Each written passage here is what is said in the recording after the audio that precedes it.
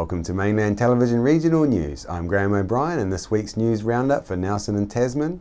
Company telling up the costs, musicians' last chance, RMA changes and what that may mean, and more stories from around the region. Nelson Fishing Company Tellys Group Limited have been sentenced and fined $48,000 and ordered to pay $35,000 in reparation to the family of crewmen killed while working. Kane Adams died after falling nearly 7 metres down an unsecured hatch aboard the fishing vessel Captain M.J. Souza while docked in Nelson in May 2012. The company was handed the sentence in the Nelson District Court on Wednesday this week after being found guilty in March of failing to take all practical steps to ensure the safety of its employees. The reparations ordered are in addition to the payment of $54,000 already made by the company to the family.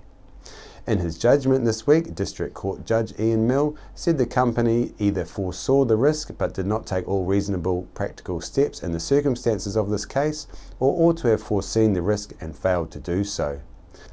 Maritime New Zealand Director Keith Manch said lessons must be learned from the accident and their thoughts are very much with the family of Kane Adams, who leaves a partner and 6 children.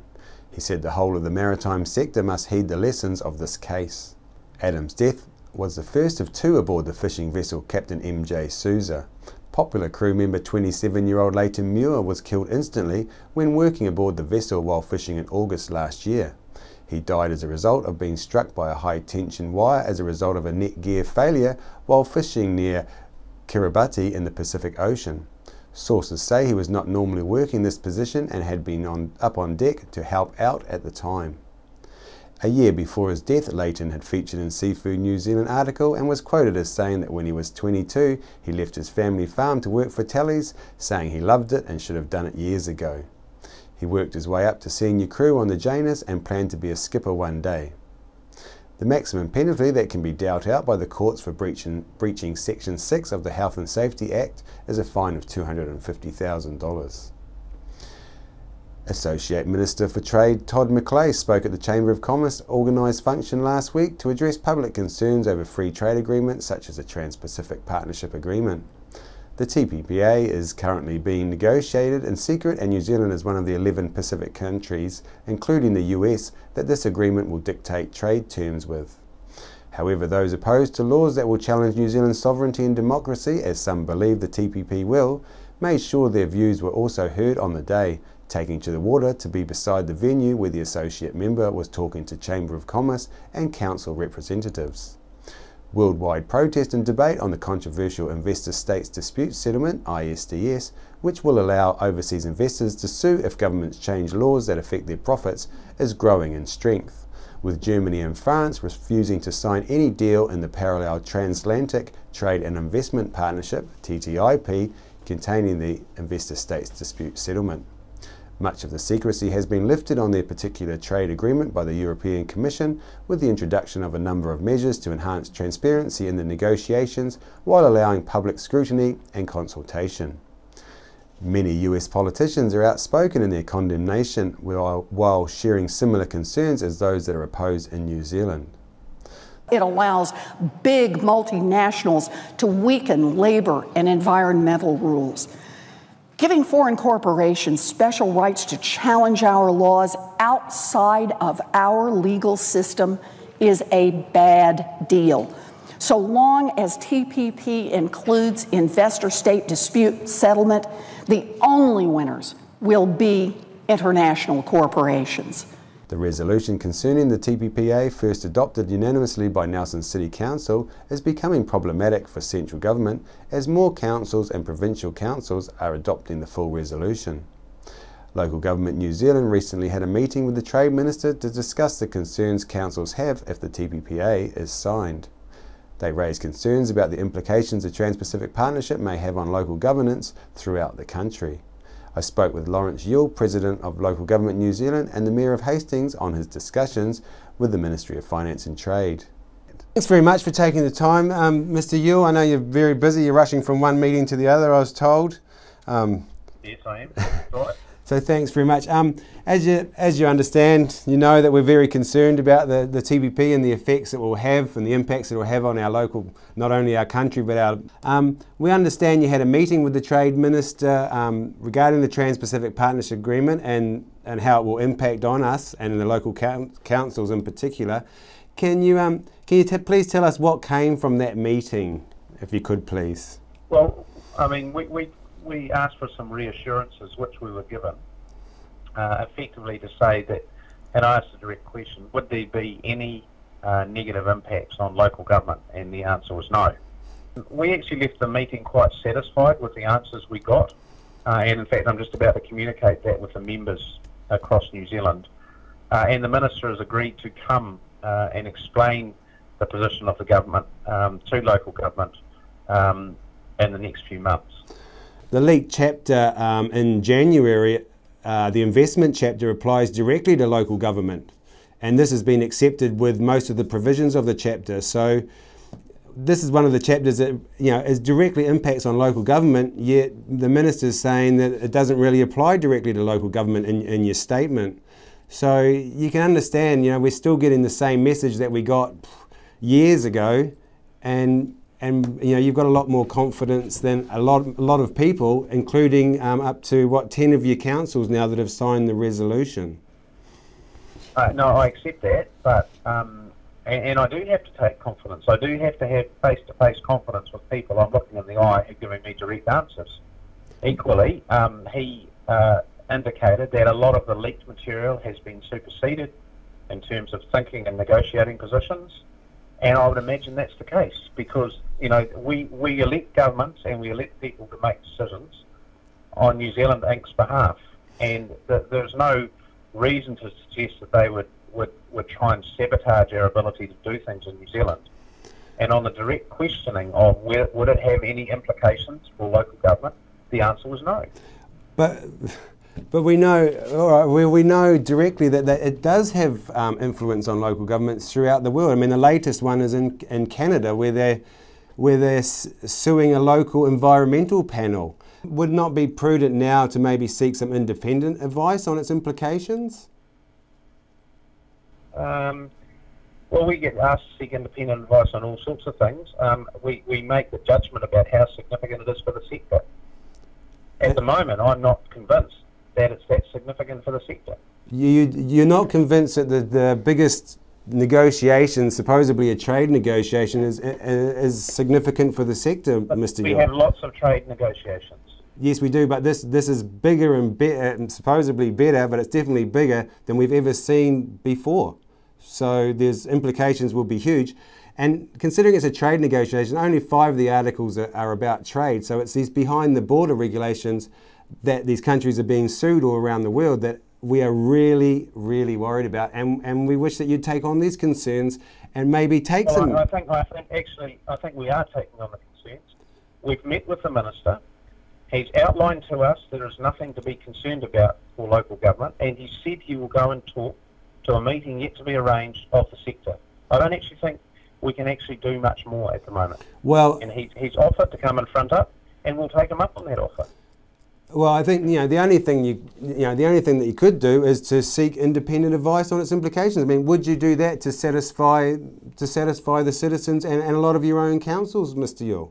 Well, that's a decision for the Board of Local Government New Zealand, and his letter will be discussed at our next meeting. But I'm not going to preempt what the board will decide to do about the issue you've just raised.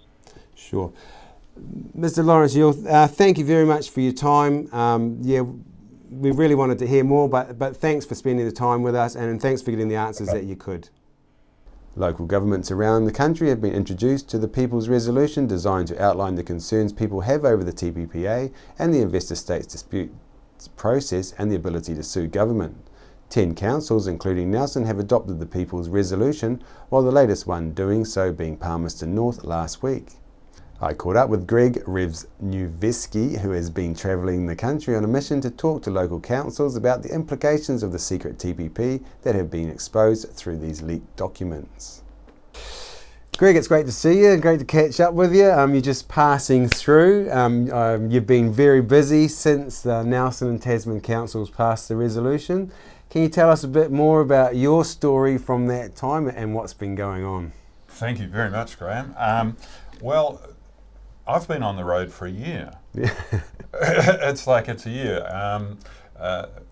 Christchurch, we went and addressed the Christchurch Council on the 24th of April 2014, and so I mentioned that in our most recent presentation yesterday when I was in the North Island in Palmerston North and talking to the council there, and I said to them that I'd been on the road for a year in this project, and it's been quite an interesting period of my life. You know, it's 1/50th of my life. I'm 56, so, you know.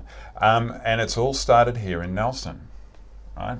Because Auckland Council volunteered to get involved in TPP, but it was Nelson where the people got involved and said to the Nelson City Council, you need to look at TPP and protect our interests. And from there, they adopted the Auckland Council's TPP policy solution, and then you and the other Nelson activists pushed the renewables and me into the lobby on the Tasman District Council, and they carried the resolution in March of last year, 6th of March. And then I wrote on behalf of the renewables and TPP action generally to all councils. So there's 78 councils in New Zealand. I wrote to all of them, and over three days, it took a while, there's a lot of writing, and they all didn't say yes immediately, and we've gone to work from there. And the first council following from that was Christchurch in August, and they adopted the decision or the policy solution unanimously. And then it flowed to Dunedin, and a couple of days later, the 18th of August, and they had quite a debate, and the mayor had to vote twice. He had to use his casting vote, and so the ultimate vote was 7 votes to 6 in favour of the policy. Yeah. And that gave us 5 councils, right, and a spread between the North Island and the South Island. But the only North Island council was Auckland, though Palmerston North and also Horizons Regional Council had carried other resolutions. And so after Dunedin, I came up here at the behest of TPP action in the North Island in Wellington, and I presented to the Wellington Council on the 27th of August, and then worked for about 4 months with TPP action, setting up different groups, helping them with their lobbies on councils, and developing lots of evidence to put before councils in their various forums, so deputations, also intervening in their public forums, and we got another 5 councils to endorse the policy. So Wellington City Council early this year in February, followed by Hutt, Upper Hutt, Kapiti Coast District Council on the 16th of April, and then yesterday Palmerston North City Council. Thank you very much, Palmerston North City Council, and thank you very much to, and big congratulations to all the activists at Palmerston North. There was 40 people in the public public gallery. You know, it was a brilliant turnout, and like we had a good chat afterwards in the local Tomato Cafe about where we were going next with that. Nelson MP Nick Smith hosted a Rules Reduction Task Force community meeting in Nelson this week to allow members of the public to share their experience of property rules and regulations that they consider to be relevant or unnecessary. However, there is much to consider in the proposed changes to the RMA, and they go much wider than just building houses. I spoke to environmental lawyer for Forest and Birds, Sally Jepp, about the RMA and some of the changes. Sally, thanks for taking the time to talk to us today. There's a meeting up at the National Party's HQ this week on the rules reduction of the RMA laws. The RMA laws have had a lot of bad press lately. How do you feel about that? I think that there has been some bad press, and it's probably suited the government, because it wants to change the law to put out the bad stories and not put out the good stories about the RMA. People often think of it in terms of whether it allows them to build a garage or how high their house can be, but they forget that it also covers rules protecting our unique biodiversity, our outstanding landscapes, our coastal environment. In fact, it goes right out to 12 nautical miles of our territorial seas. So it's really important beyond just how it affects our urban environment.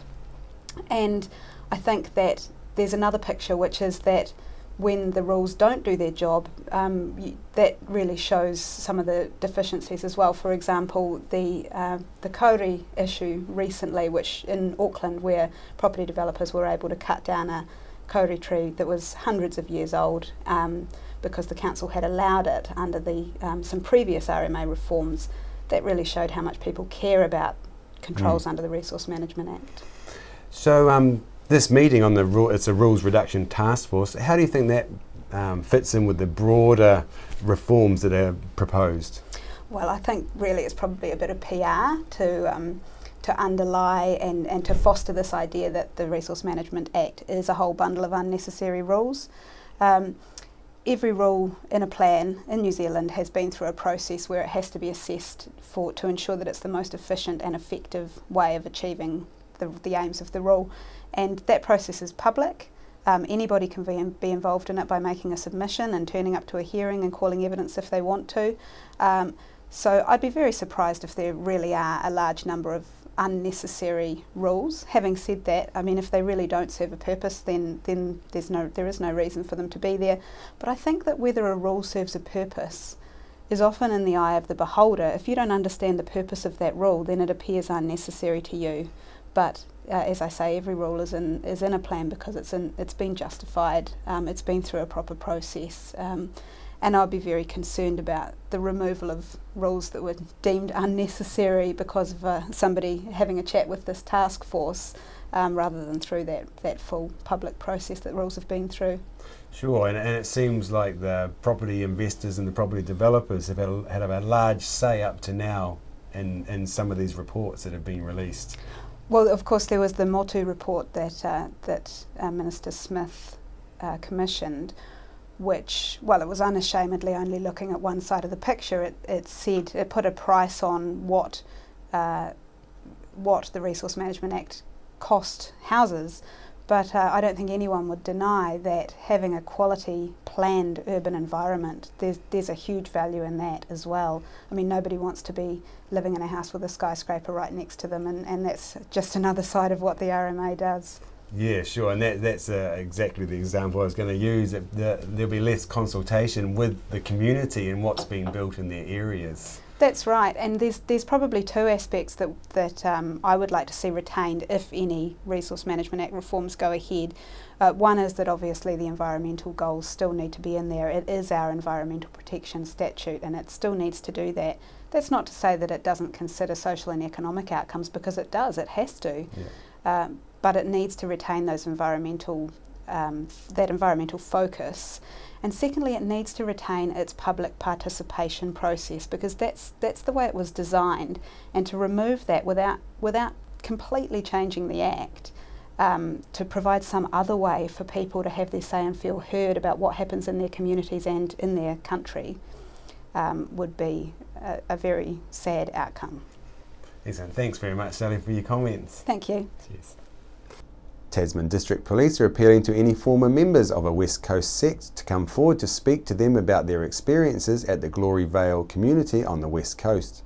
This is in light of recent allegations made in the media by former community members. The new Tasman District Commander Superintendent, Karen Malthus, had this to say. In light of recent allegations in the media, we would welcome the opportunity to speak to any ex-Glory Vale member about their experiences. I understand that it may be a difficult decision to come and speak with police.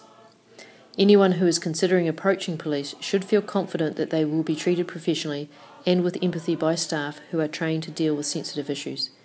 Any information we receive will help us assess how to proceed from here. Police do not require a complaint to act. However, we do need all relevant information to determine what, if any, further steps may be required. Another find of human remains has been discovered on Farewell Spit, this time by a member of the public on Tuesday morning this week. The location of the find was near to where other human remains were found a week ago, approximately 8 km along Golden Bay's Farewell Spit. The parents of missing Dutch tourist Ken Bugars are anxiously awaiting the results from the DNA testing of the remains found last week.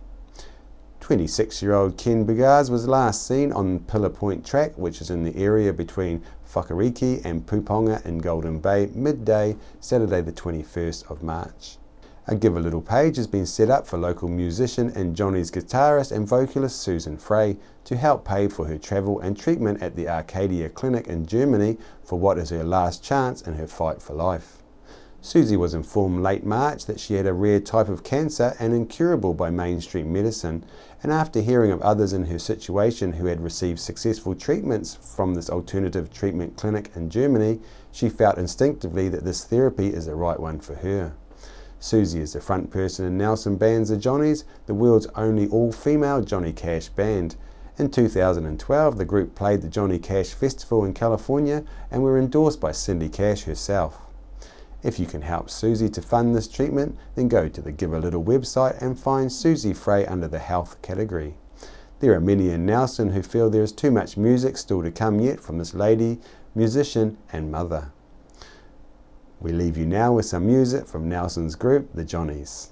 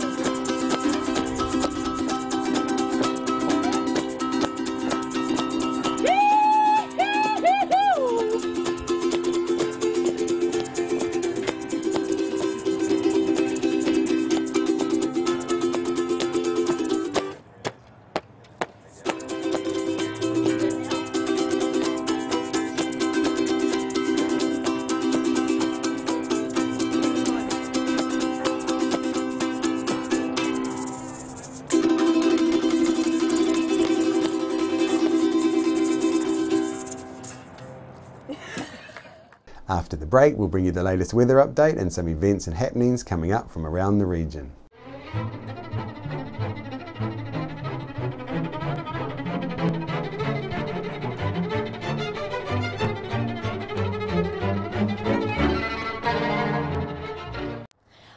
I'm Sharon O'Neill and I'm back home and you're watching Mainland Television.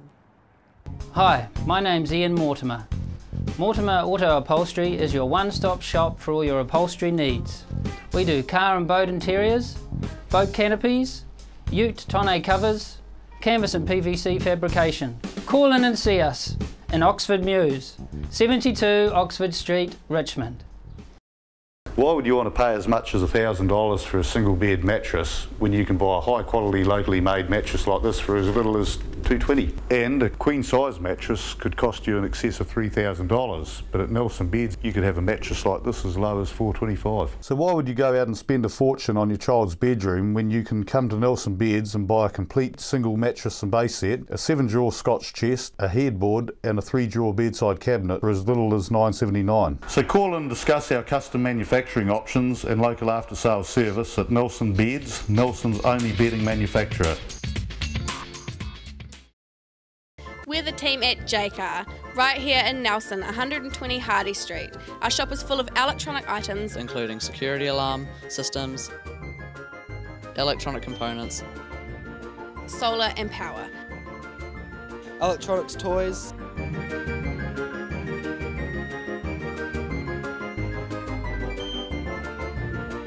sound systems, cables and much, much more. JCar. 120 Hardy Street, Nelson.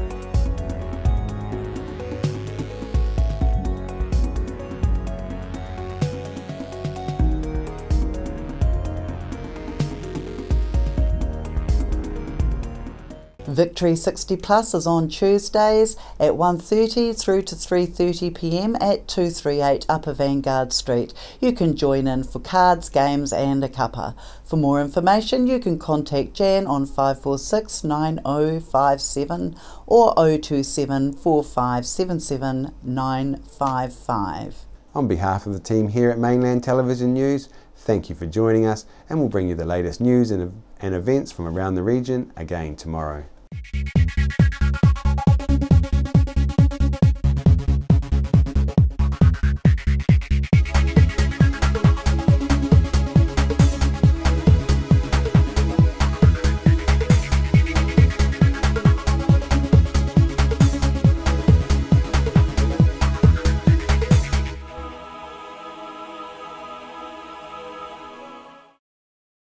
Supporting local content so you can see more of New Zealand on air. Hi everyone, I'm Malcolm Harris from the Facilitators. We now look after sales for Mainland TV, radio, Sky and online. New Zealand On Air's latest Colmar Brunton survey confirms Mainland's large multimedia audience. If you're in business or want to put a message out to everyone in the Nelson Tasman region, plus nationwide on Sky or worldwide online, please give me a call or see our website at www.mainlandtv.nz. I'm Francis from Nelson Auto Glass. We repair all auto glass, stone chips, windscreen replacements, scratch removal. If you have an auto glass issue, our team will sort it. Nelson Auto Glass Specialists, 84 Vanguard Street, Nelson. Discover the Belgrove Tavern just 20 minutes south of Richmond on State Highway 6. A restaurant, functions, weddings, barbecue, garden bar with lots of room for kids. Come in, see us. World War I was a defining period in our history, impacting greatly on the lives of people from the Nelson province. Memories of the First World War is an exhibition which will be displayed in a number of regional venues and is currently on at the Nelson Provincial Museum.